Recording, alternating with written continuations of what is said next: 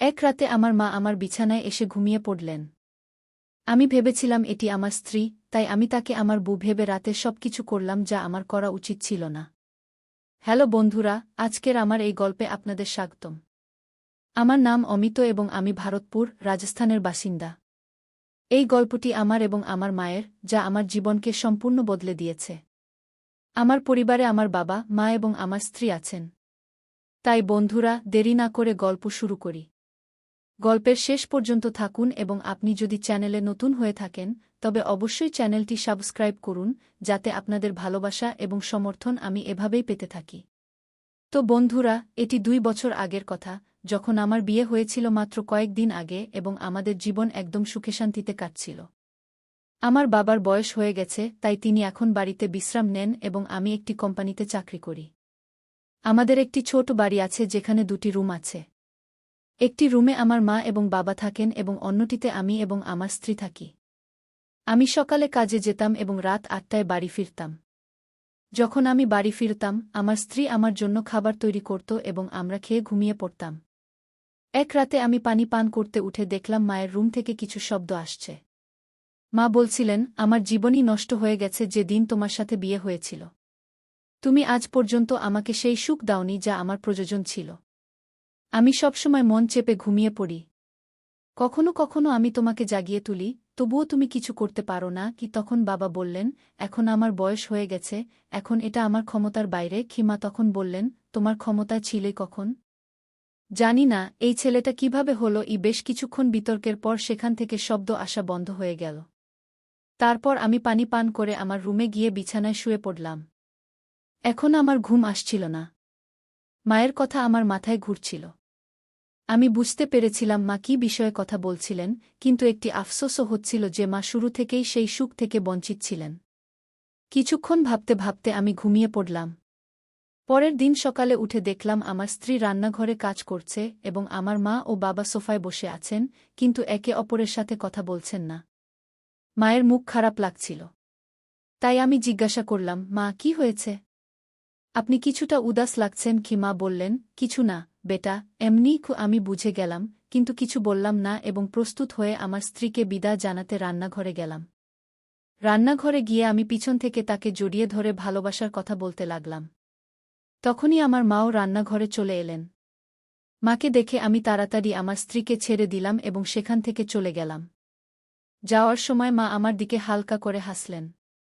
সারাদিন কাজে আমি শুধু সেই কথাগুলোই ভাবছিলাম। আমার কোনো কাজেই মন বসছিল না। তখন আমার স্ত্রীর ফোন এল এবং সে জানাল যে আমার শ্বশুরের স্বাস্থ্য ভালো নেই, তাই সে তাদের দেখতে যাচ্ছে। সে হয়তো সন্ধ্যা নাগাদ বা পরের দিন সকালে ফিরে আসবে। আমি বললাম, ঠিক আছে গিয়ে। রাতে কোম্পানিতে বেশি কাজের কারণে আমাকে দেরি পর্যন্ত কাজ করতে হয়েছিল এবং বাড়ি ফিরতে ফিরতে রাত 11টা হয়ে গেল। যখন আমি বাড়ি পৌঁছালাম, দেখলাম আমার মা বাইরে সোফায় বসে আছেন। আমি জিজ্ঞাসা করলাম, মা, আপনি এখনও জেগে আছেন? মা বললেন, হ্যাঁ বেটা, তোমারই অপেক্ষা করছিলাম। আমি বললাম, মা, আমি তো বলেছিলাম আমি দেরি করে আসব, আপনারা ঘুমিয়ে পড়বেন কি? মা বললেন, ঘুম আসছিল না বেটা। তারপর মা বললেন, বেটা, রোজ তো তোমার স্ত্রী দুধ পান করায়, আজ আমি পান করিয়ে দিই কি? মায়ের এই কথা শুনে আমি তার দিকে তাকালাম। আমার মনে হলো তার চোখে একটি অদ্ভুত ভাব ছিল, যেন তিনি আমাকে কোনো অদ্ভুত সুখের সন্ধানে আছেন। তারপর মা বললেন, তাড়াতাড়ি দুধ পান করো বেটা। আমি দুধ পান করলাম। দুধ পান করার 5 মিনিট পর আমার খুব তীব্র ঘুম পেতে লাগল এবং আমি সেখানেই ঘুমিয়ে পড়লাম। রাতে ঘুমের মধ্যে আমি কিছু অনুভব করছিলাম, কিন্তু গভীর ঘুমের কারণে আমি ভেবেছিলাম এটি হয়তো আমার স্ত্রীর হাত। তারপর আমি ঘুমিয়ে পড়লাম। সকাল 4টায় হঠাৎ আমি বাথরুম করতে উঠলাম। যখন আমি লাইট জ্বালালাম, দেখলাম আমার মা আমার পাশে ঘুমিয়ে আছেন। এটি দেখে আমি হতবাক হয়ে গেলাম এবং ভাবতে লাগলাম, তাহলে সেই হাত কি মায়ের ছিল? এখন আমার মন অস্থির হয়ে উঠল এবং আমার ঘুম আসছিল না। আমি সত্যিই ভাবছিলাম যে শেষ পর্যন্ত মা আমার সাথে এমন কিভাবে করতে পারেন। কিছুক্ষণ পর সকাল 5টা হয়ে গেল। তখন মা চুপচাপ উঠে আমার রুম থেকে বেরিয়ে গেলেন। এখন আমার মনে নানা রকম চিন্তা আসতে লাগল এবং আমার চোখে ঘুম এল। সকাল 7:30 আমার মা আমার জন্য চা নিয়ে এলেন এবং আমাকে জাগালেন। আজ আমি তার মুখে এক ভিন্ন ধরনের খুশি দেখতে পাচ্ছিলাম। তিনি আমার দিকে তাকিয়ে হাসছিলেন। তাকে এভাবে দেখে আমি কিছুটা ঘাবড়ে গিয়েছিলাম। আমি ভাবছিলাম রাতে কি ঘটেছে জানি না, কারণ আমি দুধ খেয়েই ঘুমিয়ে পড়েছিলাম। ঠিক তখনই আমার ফোনে আমার স্ত্রীর কল এল এবং তিনি স্পিকার অন করে দিলেন। ফোন তুলতেই আমার স্ত্রী বলল, কেমন মা, আমার আইডিয়া কাজ করল কি না? তখনই মা বললেন, হ্যাঁ, খুব ভালো হয়েছে। আমি এখনই তার পাশে আছি এবং সেও শুনছে কি। তখন আমার স্ত্রী বলল, কেমন মা, কেমন ঘুম হলো আপনার সঙ্গে? এ কথা শুনে আমি আরও বেশি হতবাক হয়ে গেলাম এবং ভাবতে লাগলাম যে আমার স্ত্রীও এই ব্যাপারটি জানে এবং এটা তারই পরিকল্পনা। আমি কিছুই বুঝতে পারছিলাম না। তখন মা বললেন, বেশি ভেবো না বেটা, রাতে তেমন কিছুই ঘটেনি যেমন তুমি ভাবছ। আসলে তোমার স্ত্রী বলেছিল যে তোমাকে একা থাকতে অস্বস্তি হয়, তাই তোমাকে জায়ফল দেওয়া দুধ দিই এবং তোমার পাশেই শুয়ে থাকি। তাই আমি তোমাকে জায়ফল দেওয়া দুধ পান করালাম এবং তোমার খেয়াল রাখার জন্য এখানেই ঘুমিয়ে পড়লাম। কে এ কথা শুনে আমার প্রাণে প্রাণ এল এবং কিছুটা লজ্জাও হচ্ছিল। তখন মা বললেন, বেটা, আমি তোমার মা। তুমি এখন বড় হয়ে গেছ ঠিকই, কিন্তু আমার কাছে তুমি এখনও ছোট বাচ্চাই রয়েছ। আর তোমার যত্ন নেওয়া আমার দায়িত্ব।